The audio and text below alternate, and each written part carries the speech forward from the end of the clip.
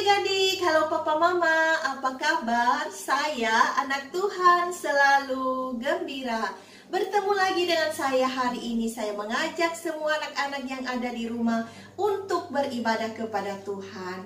Yuk semuanya bangkit berdiri, mari kita bernyanyi buat Tuhan dengan mengangkat satu pujian, sukacita ada di hatiku.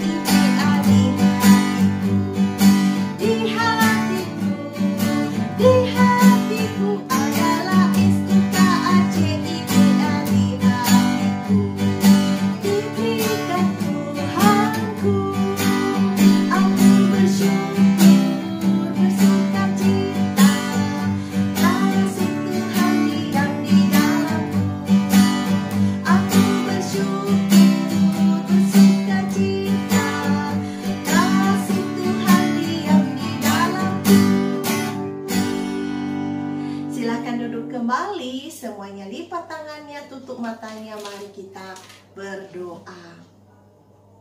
Bapa kami yang baik, terima kasih untuk hari yang indah yang Engkau berikan bagi kami. Kami berdoa, kiranya Tuhan juga yang memberkati kami dalam ibadah singkat kami pada saat ini. Berkati ya Tuhan, mulai dari awal, pertengahan, hingga kami bisa menyelesaikannya dengan baik. Kami berdoa juga Bapa, ampunilah kami jikalau ada sikap dan tindakan kami yang tidak berkenan, dan layakkan kami Tuhan Yesus untuk bisa masuk dalam hadirat-Mu.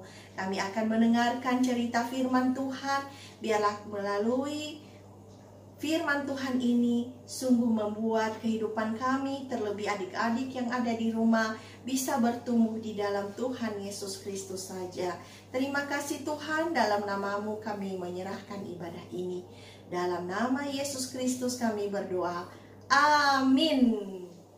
Nah adik-adik, saat ini kakak akan bercerita terambil dari Lukas pasal 19 ayat 45 sampai dengan ayat yang ke-48. Lukas pasal 19 ayat 45 sampai 48.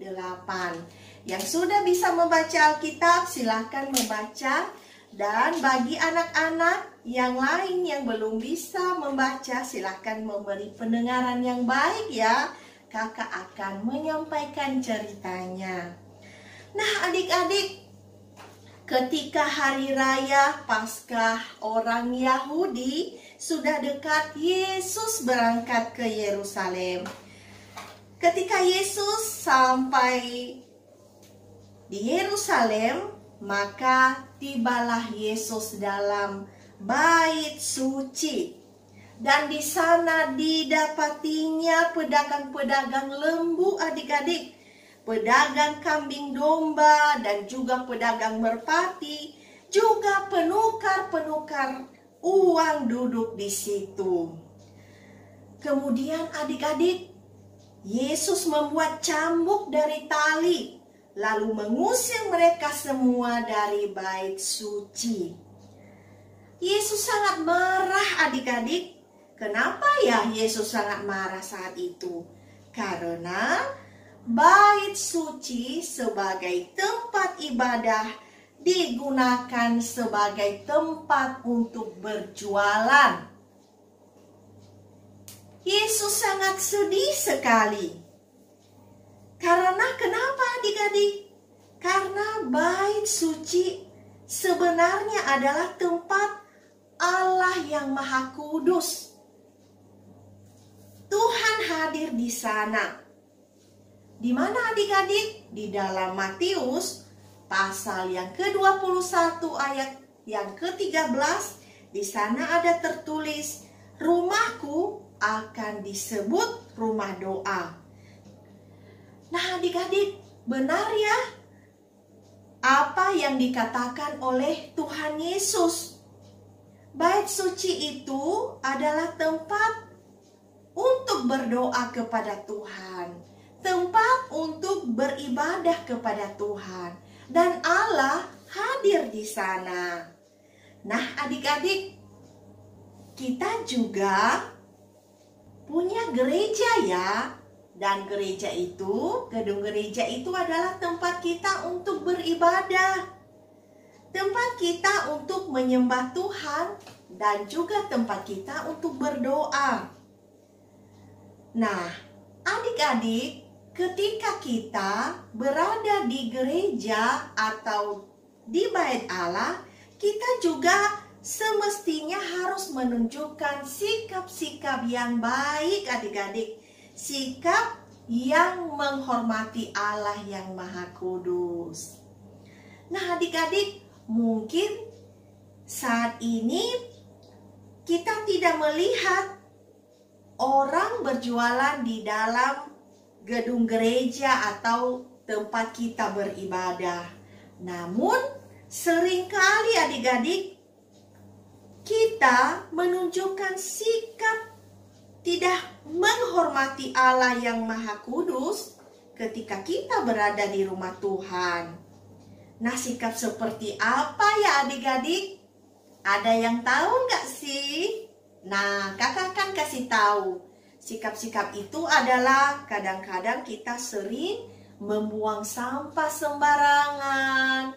Bahkan juga ketika kita menemukan sampah di sana, kemudian kita membiarkannya begitu saja. Kemudian apalagi ya? Kadang-kadang kita suka main HP. Kita main handphone ketika kita sedang beribadah. Main game ya ketika ibadah sedang berlangsung. Bahkan juga kita suka ngobrol adik-adik. Bahkan pujian, bahkan juga cerita firman Tuhan yang disampaikan oleh Bapak Pendeta, bahkan guru-guru sekolah minggu, sampai kita tidak tahu loh, saking kita asik ngobrol dengan teman kita. Nah adik-adik, tahu tidak kalau sikap-sikap yang demikian membuat Tuhan kecewa dengan kita? Tuhan tidak suka seperti itu. Jadi adik-adik ingatlah, ketika kamu dan saya berada di tempat ibadah atau ketika sedang beribadah kepada Allah yang Maha Kudus, kita harus menunjukkan sikap hormat kepada Tuhan. Di mana ketika kita melakukan ibadah, kita harus melakukannya dengan sungguh-sungguh. Jadi segala sesuatu yang membuat kita tidak beribadah dengan baik seperti handphone harus disimpan. Kemudian jangan lupa untuk tetap menjaga kebersihan rumah ibadah. Nah adik-adik, juga jangan lupa adik-adik di dalam 1 Korintus pasal yang ketiga ayat yang ke-16. Di sana juga adik-adik tertulis, kamu adalah bait Allah. Roh Allah diam di dalam kamu. Nah adik-adik, dari sini kita dapat melihat juga bahwa bait Allah yang sesungguhnya adalah tubuh kita ini.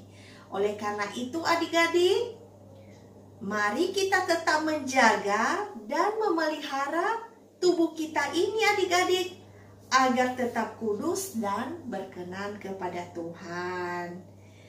Di mana kita jangan biarkan tubuh kita ini sebagai tempat bersarangnya penyamun. Misalnya adik-adik tidak pernah bersyukur, selalu bersungut-sungut setiap saat, bahkan juga tidak berdoa, selalu merasa kurang, tidak pernah membaca Alkitab, bahkan juga tidak memaafkan teman yang berbuat salah kepada kita, tidak mengasihi, dan lain sebagainya. Ingat ya adik-adik, bahwa tubuh kita ini adalah bait Allah. Roh Allah diam di dalam kita. Nah adik-adik, itu saja cerita kakak hari ini. Biarlah cerita firman Tuhan yang sangat singkat ini dapat memberkati kita semuanya. Amin. Dan yang merupakan ayat hafalan terambil dari Matius pasal yang ke-21 ayat 13b. Ada tertulis, rumahku akan disebut rumah doa. Sekali lagi, Matius pasal 21 ayat 13b. Ada tertulis, rumahku akan disebut rumah doa. Demikian adik-adik, semua lipat tangannya, tutup matanya, mari kita berdoa. Tuhan Yesus yang baik, terima kasih untuk firman Tuhan yang sangat singkat hari ini. Kami belajar dari firman Tuhan ini Bapa untuk tetap menjaga kekudusan-Mu ketika kami melakukan ibadah. Mungkin saat ini Bapa kami tidak bergereja, tetapi ketika pandemi berakhir, kami berdoa kepadamu supaya kami juga melakukan firman Tuhan ini. Bahkan kami rindu Bapa, Engkau yang memimpin kami, mengingatkan kami selalu untuk senantiasa melakukan firman Tuhan ini. Terima kasih Bapa, Engkau juga yang memberkati setiap adik-adik yang mendengarkan cerita firman Tuhan ini. Biarlah Roh Kudus-Mu yang bekerja, biarlah Tuhan juga yang menolong mereka, memberkati setiap adik-adik. Bahkan Tuhan juga yang menyediakan masa depan yang terbaik. Jikalau ada adik-adik yang saat ini sedang mengalami kelemahan tubuh, kiranya Tuhan juga yang memberi kesembuhan. Engkau juga yang menolong mereka, menyediakan masa depan yang terbaik. Engkau juga Bapa yang memberkati setiap papa mama yang mendampingi adik-adik setiap saat. Tambah-tambahkan hikmat dan kebijaksanaan, bahkan berkati papa mama dalam pekerjaan, bahkan dalam usaha. Terima kasih Bapa, inilah doa kami kepadamu. Seluruh kehidupan kami selanjutnya, sungguh kami pertaruhkan hanya di dalam satu nama, yaitu Tuhan kami Yesus Kristus. Amin. Baiklah adik-adik, saya ajak untuk bernyanyi lagi ya. Kita angkat pujian yang sudah kita nyanyikan tadi, adalah sukacita di hatiku. Kita nyanyikan dengan penuh sukacita.